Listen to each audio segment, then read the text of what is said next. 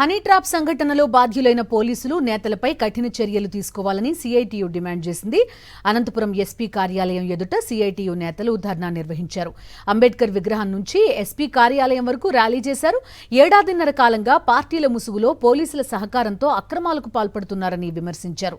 అమాయకులు real estate వ్యాపారుల నుంచి కోట్ల రూపాయలు దండుకున్నారని మండిపడ్డారు.